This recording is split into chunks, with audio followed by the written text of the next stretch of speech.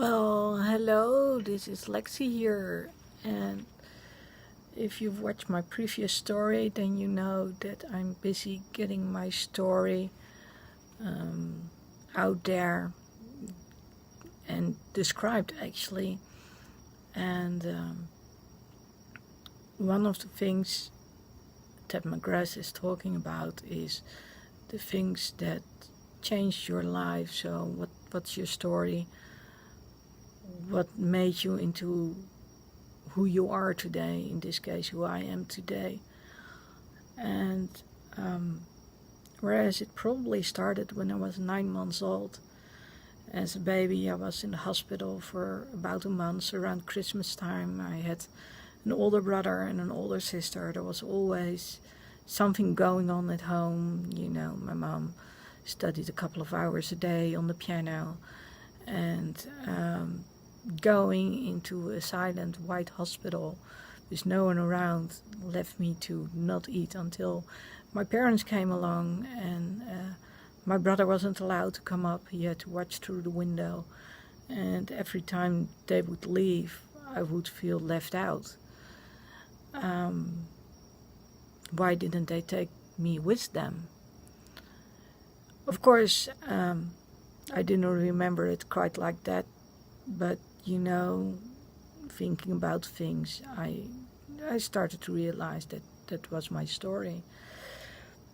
So in the past few decades I've lived a few things, you know. I think from early on I realized that if you have to do it, if you want to do it, you have to do it on your own. And for some reason there are always people who do not believe in me, just as there are people who do believe in me. And I got to write down a few points in my life where I got to meet those people who did believe in me. Really defining moments, one being 16 or 17 years old, doing a vacation job. And I know that during those 3 weeks I came out a different person, because there were adults who believed in me and who saw me for what I was worth. And that changed everything. There'll be more defining moments like this. As for Pits,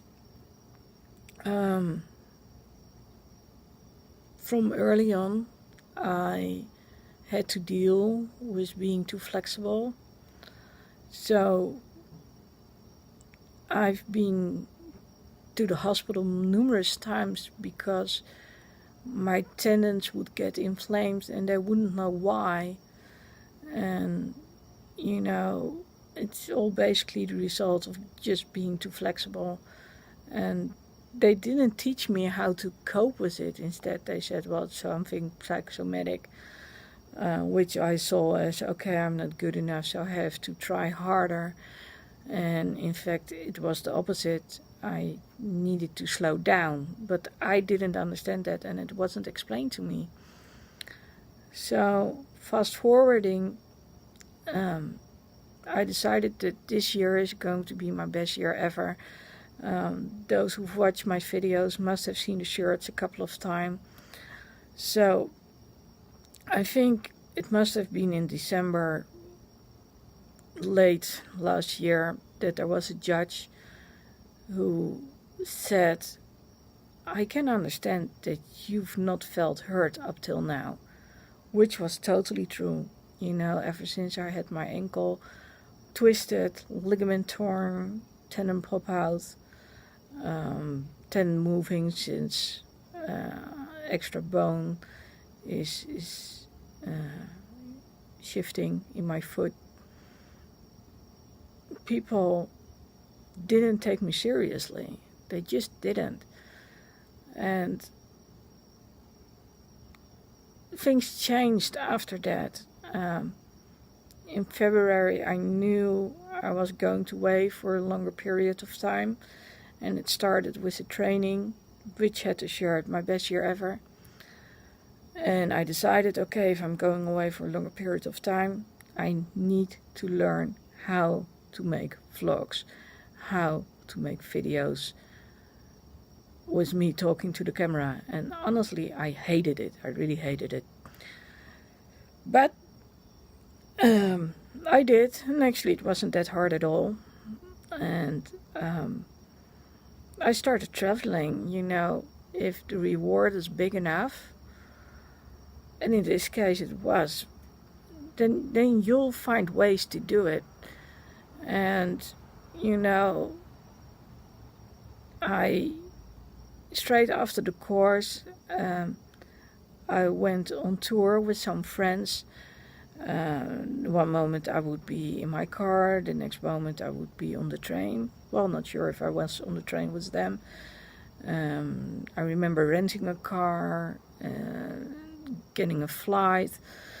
I missed the flight back home because of a combination of a break-in and also people being slow to help me out, not being able to get into the airport for once. But also the second thing, the medical assistants being really slow to get started.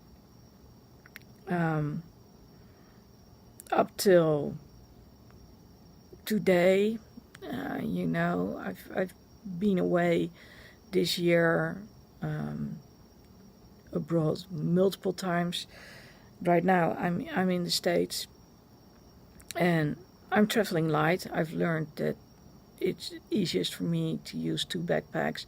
I can attach one to the other one and still walk with crutches. If I've got a suitcase, I can't go into the airport. It's just as simple as that. And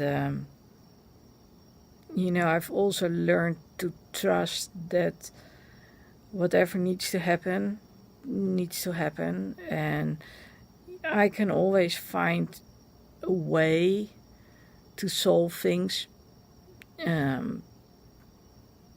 So even if I don't have an outlined plan, things will get there.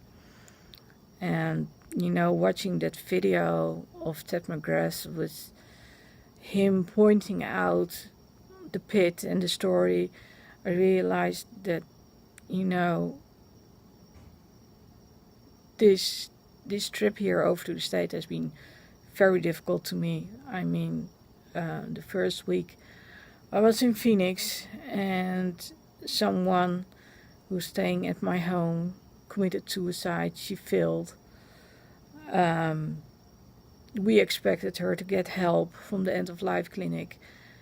They decided not to do it, even though they had promised they would.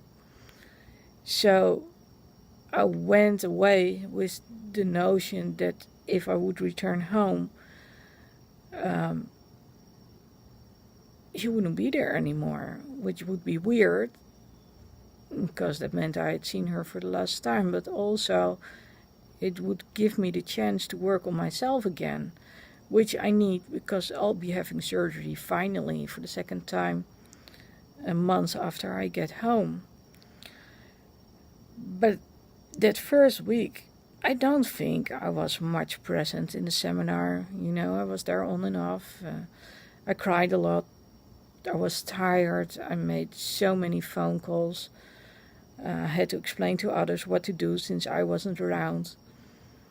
And then when I went to Florida in between the seminars, which was to, basically to chill,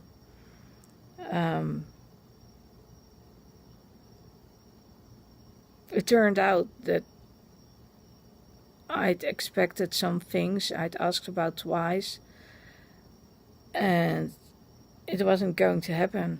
And I even may have lost a friendship over it, which I truly hope I haven't. But, when you've depended on someone for such a long time, who has helped me develop in my life quite a lot, and not only just that, it helped me get back to the things, I guess, which defined me, but also were very important in my life. And you know what they say, when one door closes, the other one opens. I wanted to see things here in the States. I've seen them with other people, and I wanted to go to rehearsals. I did, from other people. I got to meet a lot of new people, and to my surprise, other people have given me a place to stay for a longer period of time. You know, and in those last 4 years that I got to deal with my ankle, going from not being able to jump and run to not even being able to walk, those years were hard, and I got to define myself as a faulty accessory for the person closest to in my life, because it was hard for the other person to see me with an ankle that didn't function the way it should. You know, it influenced a lot of things, the way I earned my living. I couldn't do what I normally did anymore in my practice. Couldn't go to the fair anymore. I was depending on others to help me with the fair. Others didn't want to do it anymore. I still am depending on others to help me do grocery shopping, to carry stuff for me, which I'm pretty much okay with. Now, you know, after 4 years, I've come to understand that it's also a way to make contact with lots of other people. But yeah, I guess that this holiday is, you know, it's, as much as I love it and as much as I'm getting rest, it's a double-edged sword, man.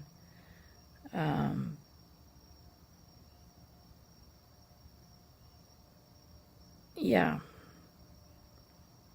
you know, it's a bit hard to get into this, not so much because of the emotional aspect, as it is because it involves people.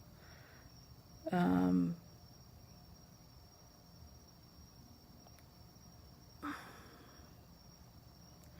you know, I don't want my friends, you know, my friends are my friends. Let's just keep it to that. And